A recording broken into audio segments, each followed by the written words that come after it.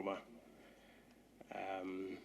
I am Member of Parliament for Ofuase AUAB. I was born in Koforidua on April 5, 1982. So yesterday I turned 35 years.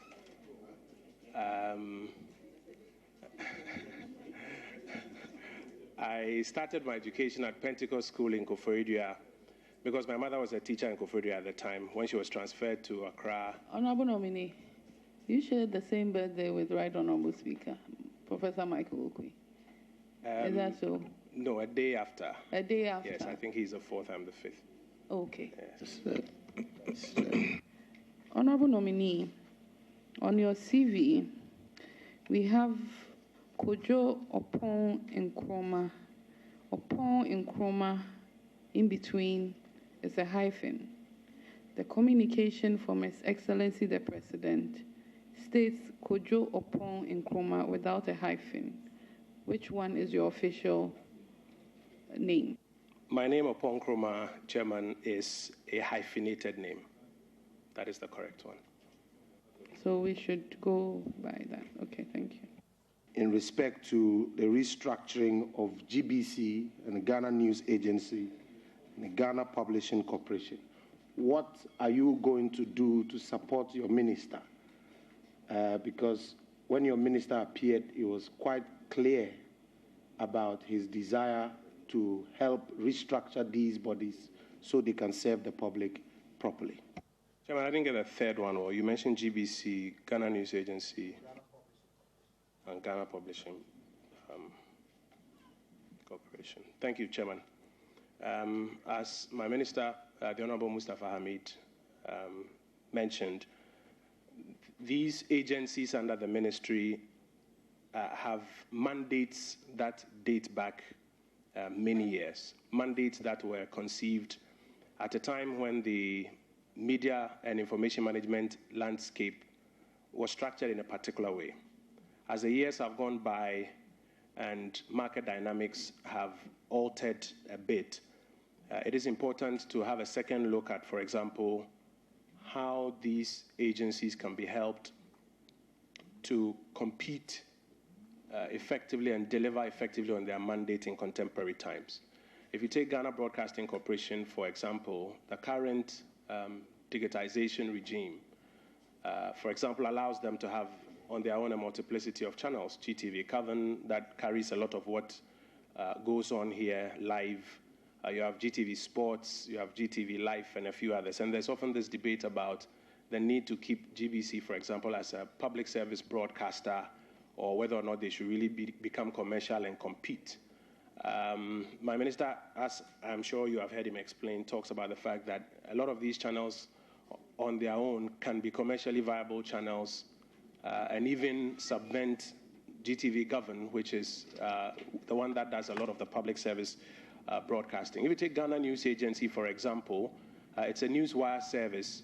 Today, globally, the newswire services, with the advent of social media and the ability of people to get news readily on Twitter and Facebook, etc., makes their work a bit difficult today. So it's important to look at how they can be helped with the necessary tools to be relevant in contemporary times. If you take Ghana Publishing Corporation, which was the third example that you mentioned, that's a state publisher, it should be possible for, in my view, us to perhaps whether with an executive order or just a cabinet fiat, at least guarantee them some minimal business. If you were to extract the total printing and publishing cost across ministries and departments and agencies, I don't have the numbers, but I'm sure it will be significant because a lot of what we do across government agencies involves publishing and printing. Now, even if you were to give them a percentage of that as anchor business, any bank, any financial institution will be willing to finance them, retool them, make it available for them to re-equip themselves. So there are various instruments that I believe my minister, as he mentioned, that is looking at, and I'll be excited to be of support to him to bring these ideas or the idea of restructuring to life. Thank you, Chairman. Thank you very much. I see from your CV that from 2006 to 2013, you worked with Joy FM Multimedia Group Limited. There's been accusations that Joy FM particularly is a regime change station. Having worked there for 10 years and swearing under oath, can you tell us or assure us, especially when you are going to be a government spokesperson working with that station, is it truly a regime change station? Chairman, no, it is not. Thank you very much. Thank you, Kojo. Thank you, Chairman. Congrats, Kojo.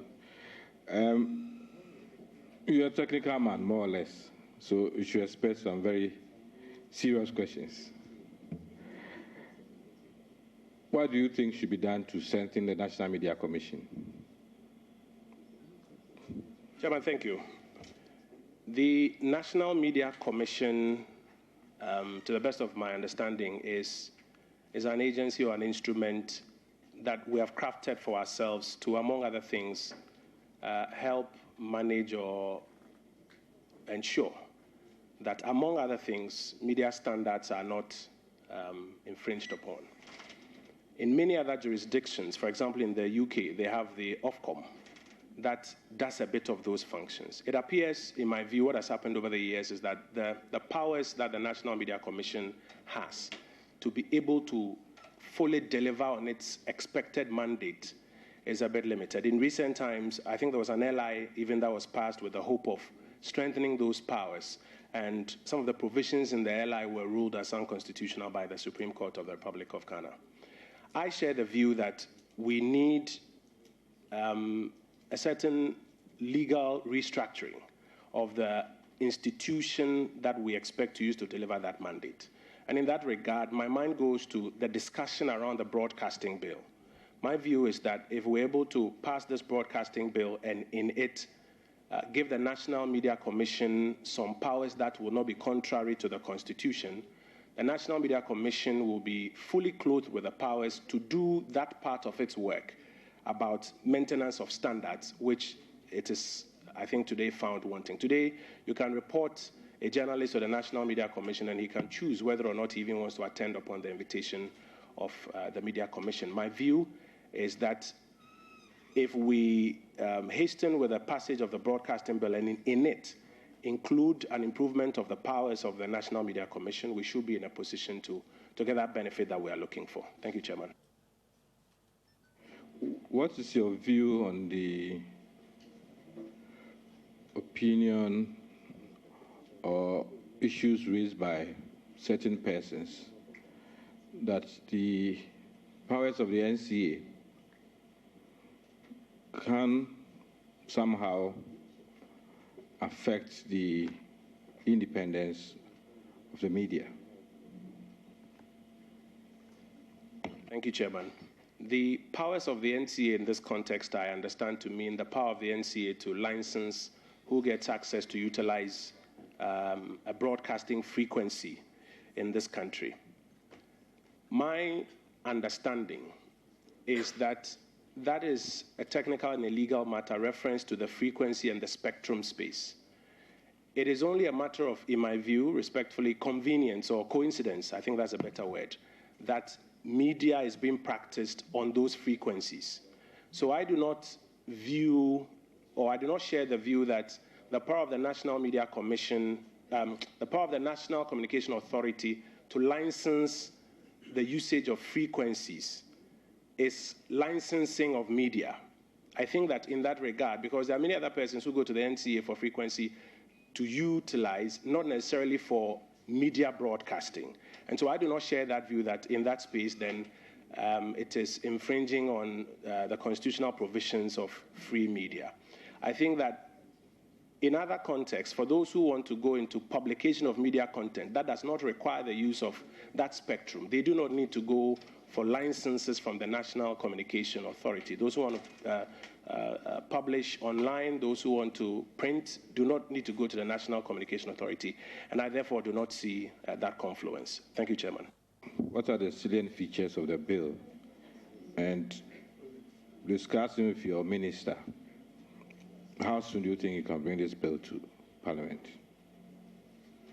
Chairman, unfortunately, I cannot provide a timeline. I do know that in the 2017 budget statement, we gave indication as a ministry that I think the broadcasting bill and the RTI bill are two bills that we are interested in looking at and seeing how quickly we can bring them in. But for specific timelines, I do not have. I would hope that if this committee, by your grace, passes me and I have the opportunity to assume work at the ministry, my minister will give me timelines on when the bill should be laid and passed.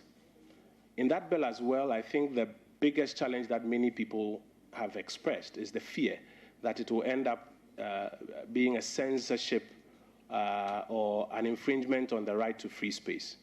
But I have confidence in the competencies of Parliament to do a diligent and a rigorous job at ensuring that that does not happen in the process to pass that bill. Honorable Patricia PJ. Thank you, Honorable Chair. Congratulations, Honorable. Change Services. We have the Ghana News Agency. We have NCCA. Don't you think any of these agencies or the merger of probably the three agencies will help disseminate government programs and attitudinal issues for the country's benefit? Thank you. Chairman, thank you. Chairman, my understanding of the role of the Information Ministry, and maybe even though you didn't mention, let me say specifically the Information Services Department, is to be primarily an agency for disseminating information on government policy, government programs. I have come to find in my practice in media and marketing over the years that it is one thing, for example, holding a press conference to announce a policy or a program.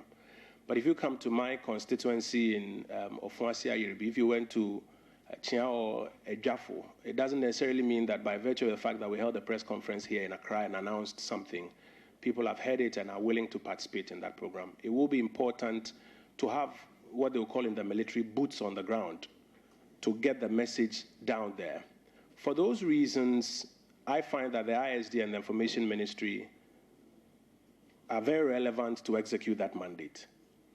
But in terms of attitudinal change, unfortunately, I'm not one of those who believes that we can correct ill habits in this country through education on attitudinal change. I am sorry if I disappoint anybody with my views, but I do not share that view. Very often, people know what is right. They refuse to do it. What we need is law enforcement when it comes to attitudinal change. For example, if you take people driving on the shoulders of the road during rush hour traffic, or currently the major challenge we are talking about, Galamsey, I do not think that people need education on attitudinal change. It is law enforcement that will fix it in that space. But for general communication of government policy, it is also very relevant to have the ISD and the Information Ministry do that. The National Commission on Civic Education may do some patriotic education generally as per its mandate. But for the purposes of our function, I will limit myself in this space. Thank you, Chairman.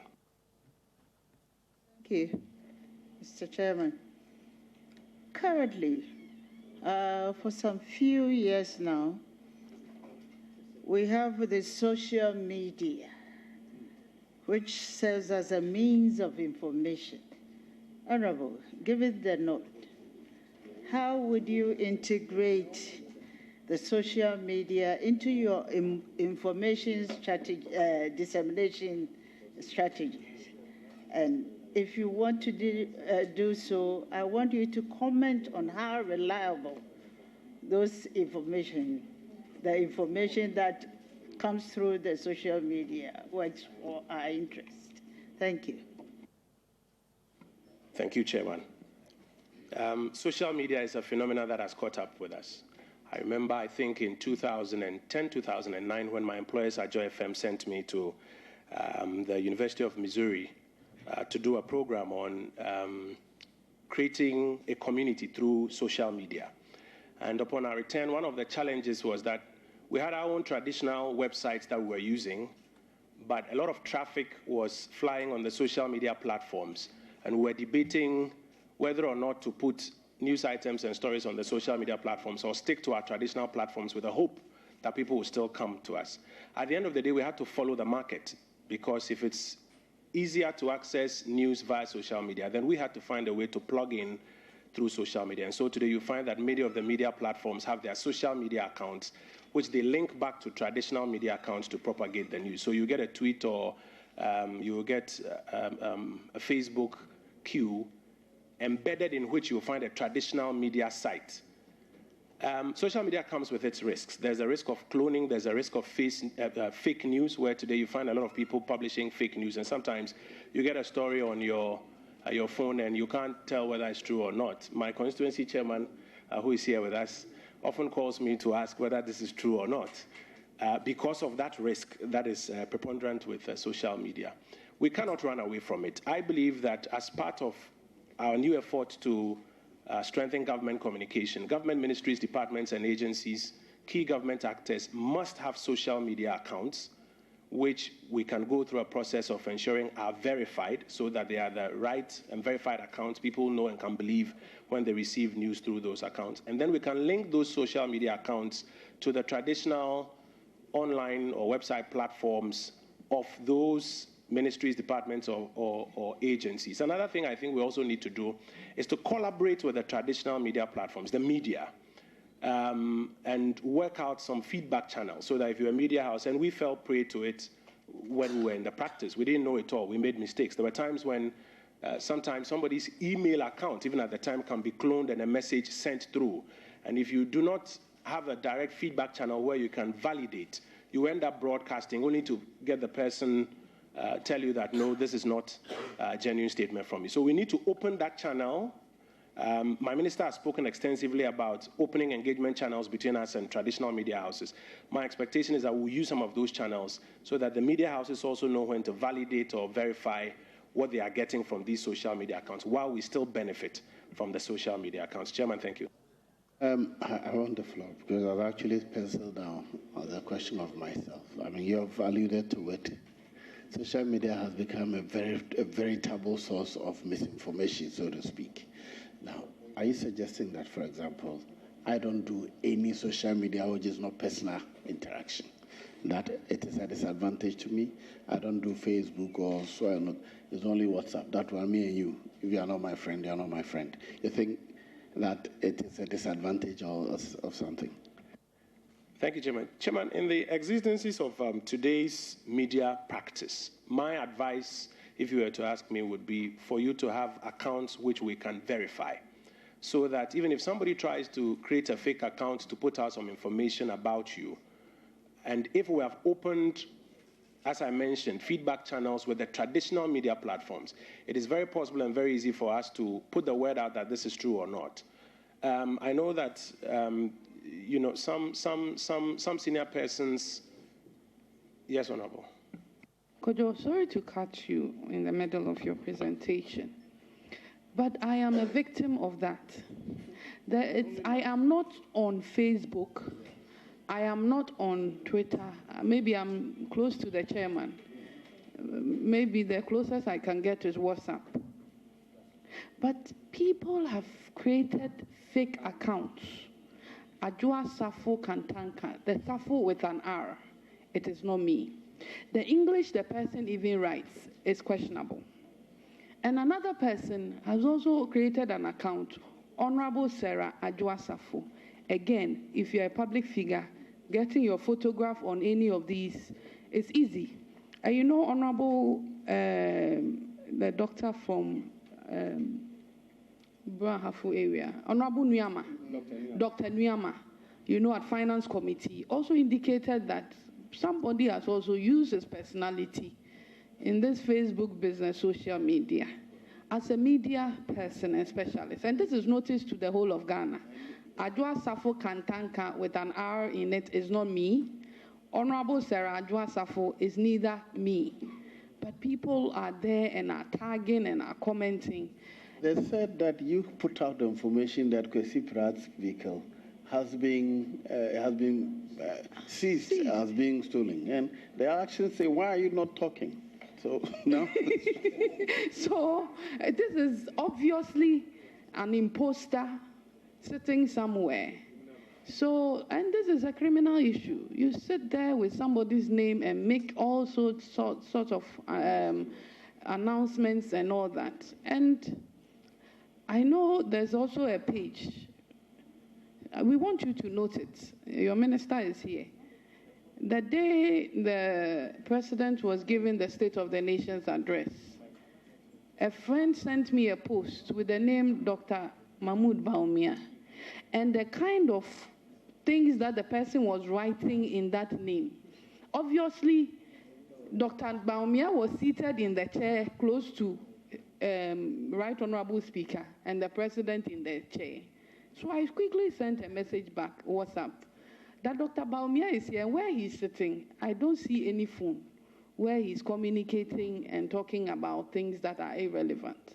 So Kojo Oppong-Nkrumah, being a media specialist, do you think social media is the way to go, and how do we regulate it? Chairman, I'm grateful.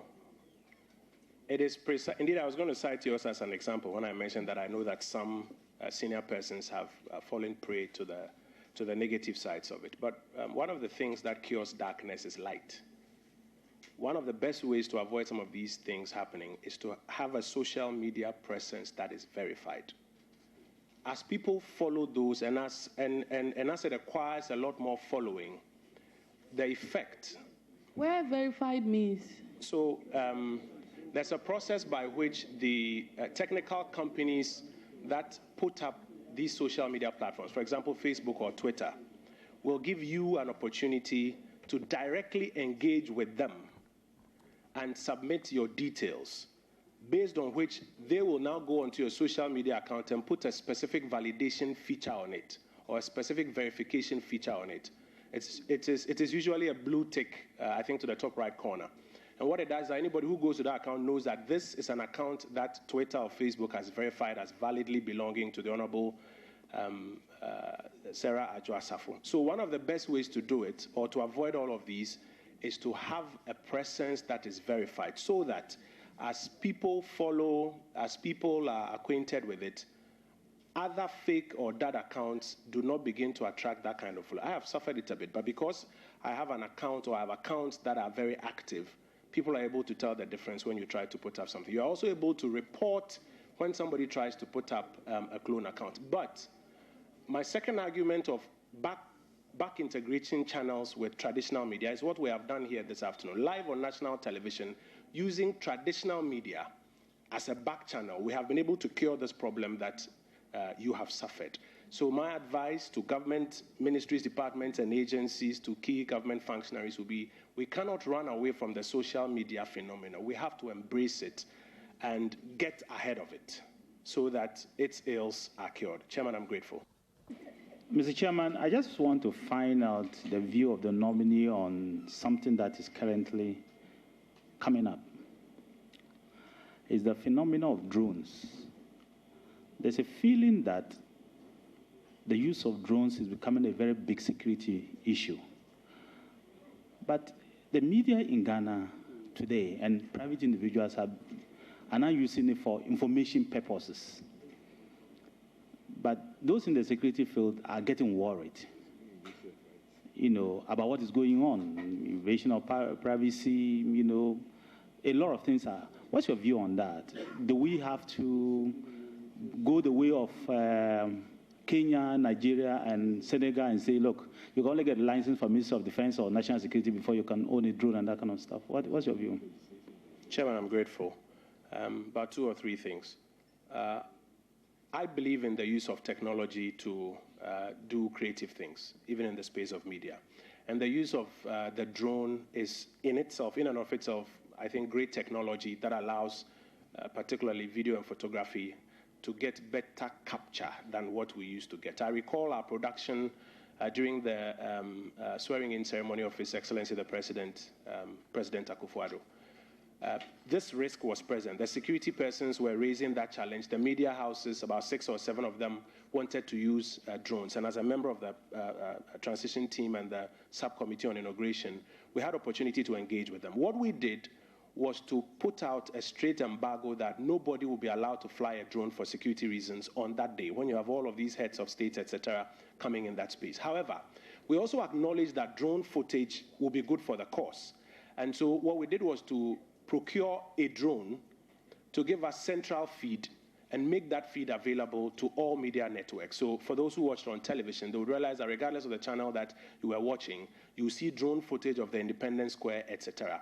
That, in my view, is where the security needs and the media or the technology needs are being married for mutual benefit. Now, there are some countries in which, like you have mentioned, they say outright, you need permission to fly a drone because a drone is viewed as an aircraft. There are some other jurisdictions in which they say they decide to regulate the airspace, where I think up to about 600 or 700 meters above sea level is not deemed to be part of, I don't quite recall the technical word that they use, that kind of airspace they are talking about. And so you are therefore allowed to fly your drone at this level, but to go beyond this level, you will require some sort of clearance or permission. Now, specifically to the extent that people are using it for information gathering, which in my mind sounds like surveillance activities, that will border on an infringement of some particular pieces of legislation. And my view is that it will be an enforcement of those particular pieces of legislation that persons are infringing on. Apart from that, if it's for broader media content and coverage, we can regulate it within the current provisions. We just have to make a decision whether we want to have a certain baseline limit or whether we want to consider the whole airspace as airspace. Thank you, Chairman. Mr. Chairman, thank you. But as we get to the ministry, that matter will come up, I'm sure, very soon. There is this other concern that when the NPP repealed the criminal libel law, we left the door very open. And today, especially during election times, people go sit on radio and run down other people for no reason. And they say, go to court. If you think that I've said anything against you, you can go to court. Knowing very well that we don't have a specific law to deal with that. They're just the general laws, and the judges will use their discretion to look at the general law and punish. Do you encourage that situation to continue? I'm talking about the fact that we don't have a specific law to deal with it. Or you think that there should be a way to regulate what happens, especially on radio, or media in general, be it social media, radio, live radio, TV, or anything. Do you think you have a view about it? Chairman, grateful. I think in jurisprudence we have thought that the law is an instrument for managing society. And the challenge about the law is that the day you pass the law, everybody figures out, or those who want to go around the law know how to go around it. I think that is what the repeal of the criminal libel law has occasioned, where today it becomes a bit more difficult in adjudicating on some of these matters, trying to draw the line, whether this crosses a line or not, because there's no clear line. In some of the recent cases, it has only been because the persons who made those comments made comments that were scandalous of the courts. And so the courts had to go for a particular instrument, contempt, to be able to arrest that situation. I am a firm believer in the right to freedom of expression, but I'm also a firm believer in the argument that freedoms that are not regulated can lead to chaos. And so I go back to my earlier argument that we should look at this broadcasting bill, which would spell out what the line is, including watershed hours for what you can show and what you can't show on television, even things like content. We talk a lot about local content in this country, and we want to promote the local production industry.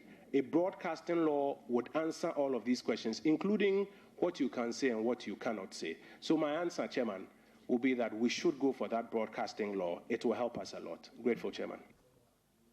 Just the last one. It's just a suggestion I want to make to you and your minister. Will you push for a history channel on GTV or any of the stations? A history channel, like what happens outside, that kind of stuff, to tell our history from the beginning, to the end. Will you push for that? Chairman, we will ask for advice from the technical and content partners, and we would, I'm sure with the leadership of my minister, make the appropriate decision. Grateful, Chairman. I'll give the last one to Honorable Atacha, and then I'll bring a closure on this one. Thank you, Mr. Chairman. Honorable Kojo Oppong-Nkrumah, I'm particularly elated that such a talent has been deployed by Nana Addo Dankwa-Akufo-Addo to assist the all-important Ministry of Information. I know that you are very qualified to be in that office to assist my brother seated on my right, and we expect good things to come out of you. You have my prayers and support. Kojo, my chief concern is that increasingly the cheapest enterprise to be involved in is to have a newspaper. It doesn't cost you anything to run a newspaper. And because of that, we are inundated with newspapers who do all manner of things to people. One of the dimensions that is a chief concern is how some newspapers are the insulting outlets of some big men, cowards I call them, hiding behind boys, to be using that medium to insult people and all that. Do you think, by reason of the fact that not everybody will have the luxury of going to court, after all, when you go and get a judgment and you check out the headquarters of the newspaper, you even find a typewriter? Do you think is it not time for us to say that before you qualify to have a newspaper, there should be some qualifications, and you might need to post some security? When Atacha, are you asking him to take matters which are constitutional into his ministry? Because you know the constitutional requirements. If you think that it should be changed, it's not this ministry. The Minister for Justice came here. No, but Senior, he could pilot a crusade. You can also do that from your ministry. No, because I'm looking at cement and blocks. He's going. Yes. So, Mr. Chairman, I want to find out from you whether, in his humble view, is there no necessity for us to say that, like, you just set up a newspaper, you don't pay a dime, and then can't we raise the bar a bit? That when we succeed in the court in getting damages against a publisher, we will not come and meet a typewriter, because these are not, I mean, they don't care, they are just hirelings. Don't you think it's a good position to look at? Kojo? Honorable Member, he's seeking legal opinion. If you wish to offer one, please go ahead. Chairman, I don't wish to offer one. Well, I think we've had enough of but I'll ask you one question. The impression is created here that because there's no right to information law, journalists are in some or in any or some way inhibited in doing their work, notwithstanding the Constitution. What is your view on journalists' access to information generally vis-a-vis the right to information law? Chairman, I do not share the view that the absence of a right to information law inhibits or proscribes the ability of journalists to gather information in any way. As a journalist, you are required to be smart and crafty and intelligent in how you're able to gather your news. It is required of you. I, however, support not just a right to information bill, but a bill which also provides a delivery channel.